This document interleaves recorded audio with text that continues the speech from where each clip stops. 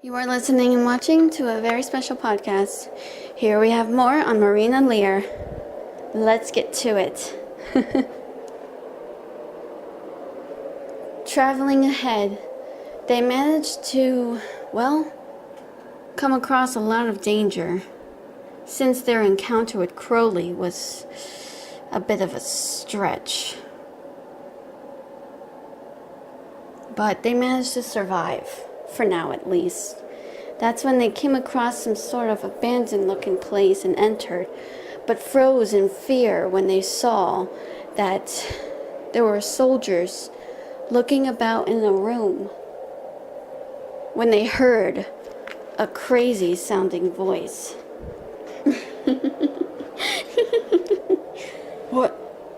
What's that? Who's there? Well, if it isn't the Moon Demon Company. I remember you. You were the squad that thought you killed me because I was some sort of demon. It was Rosemary, Barrera remembered. Marina was aware of that name because she was a witness to see her before, and boy, was that a scary experience in one of the missions. Mitsuba felt her knees trembling. They were buckled, and she was frozen with terror. Marina put an arm around Mitsuba. It's okay, I'm here. I'm not going to let anything bad happen to you or anyone else.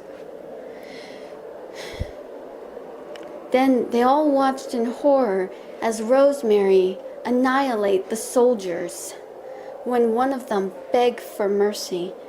But Rosemary laughed at their hopelessness and killed them.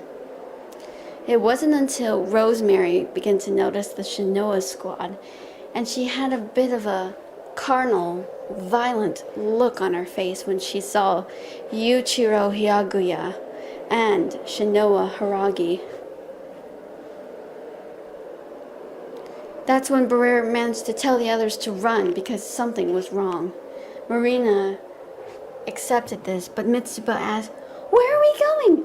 Marina said, "Come." No, seriously, where are we going? Away from here, that's what. Barrera said, and all of them ran as if they had tails between their legs, but they ran fast from Rosemary. Rosemary was screaming from behind. Marina grabbed Mitsuba's wrist and told her, "Just keep running, okay? We have to get away from here." Once they managed to lose sight of Rosemary, it was okay to walk from here. But soon, infestations were coming in, and the truth of how poor Kimizuki's sister was kidnapped. The poor girl. She was that sickly sister. They all managed to get back, but Mitsuba was very shocked by what they just saw.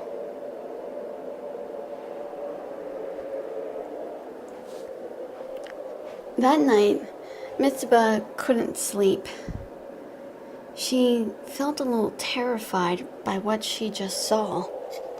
She would never forget it. Marina noticed her despair and talked with her a little bit.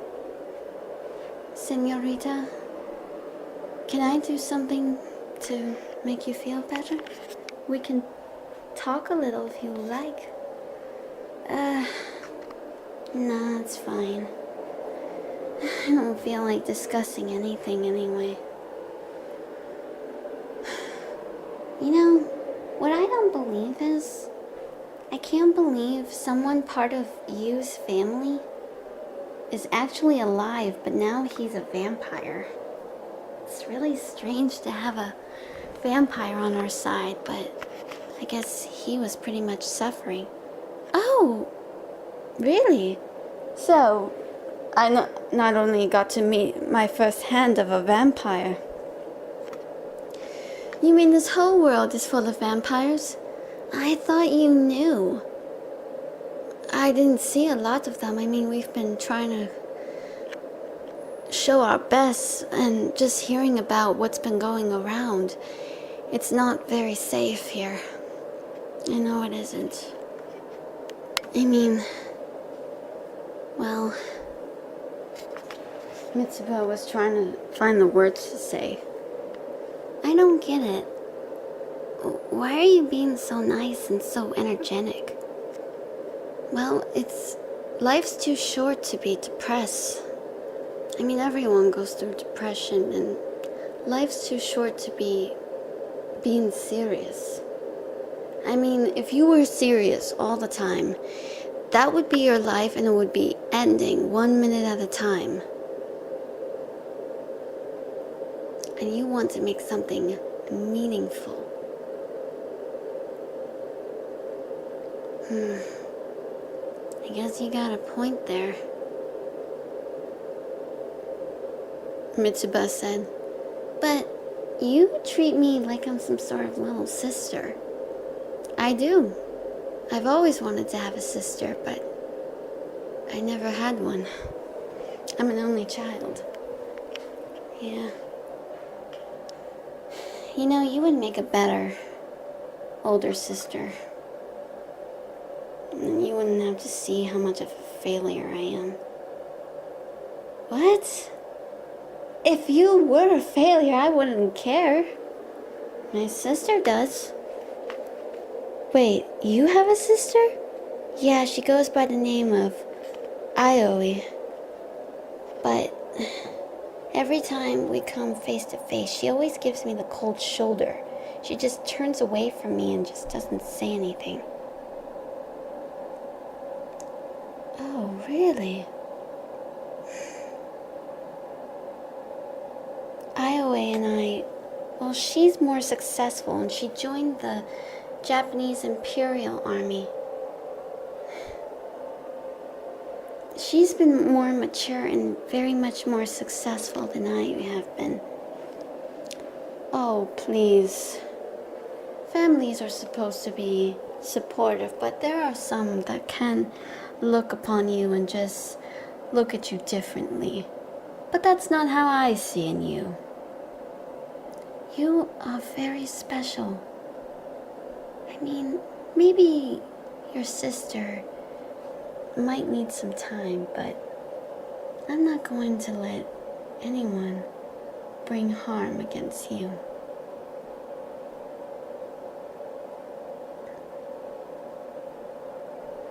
Marina assured her.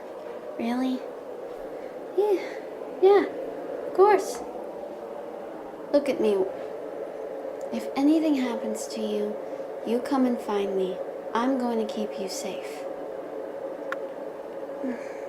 Okay. And besides, I like your friends. Look at them. I can see there's that brown-haired boy. He's such a little sweetheart. I think he must be lucky to have a good friend like Maggie. Maybe to help him a little bit. Yeah, that is true. The poor guy lost his older sister when he was just a kid, killed by one of the vampires. What the hell? How many vampires are out there? Marina said with a laugh, trying her best to go back into her normal voice. A lot. There was a horrible apocalypse virus that nearly killed humankind. And now the vampires are left standing. But there are some that survived the whole ordeal. And it was all because of these experiments that the Japanese Imperial Army, or rather the Haragi family, Shinoa's family? Yep. You've got to be kidding. No, I'm not. But she's one of the good ones. Yeah, but she has like this older brother who goes by the name of Kareto Haragi. And he's someone you really don't want to come across. Believe me. How bad is he? Well, I remember Shinoa and I were waiting. And then you, Yoichi, and Kimizuki, they all came out. And, well, those two, Yoichi and Kimizuki, they look like they've been through hell. It turns out, by the wounds in their back, they had been tortured by stabbing. Oh my god. He did that? Well, not by his own hand, no. He got other guards to do it. But how? I mean, they could have used weapons. They were disarmed. Before that happened, they were originally caught, arrested, interrogated, and they look like they've been beaten up. Oh my god. I never knew they would be that cruel. Shinoa mentioned that Kareto Haragi is a monster. If I were you, I'd be careful. Got it? Scout's honor. Good. Mitsuba and Marina were a little tired, so they decided to rest for a bit. However, as a few days went by, they managed to do their missions all over again before heading back.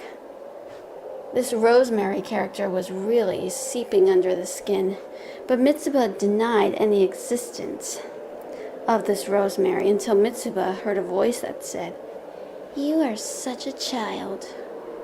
That's why your older sister finds you such a nuisance.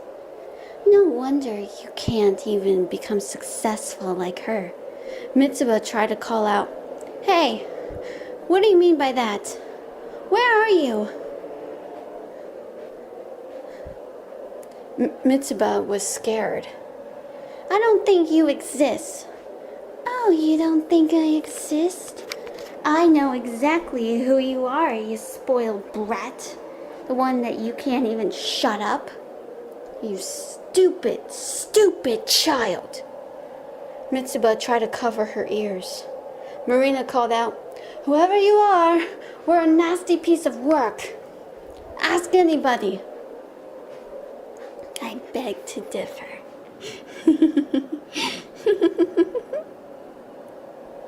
How tragic. Now, isn't it? It's going to be quite a shame to see you all in such peril.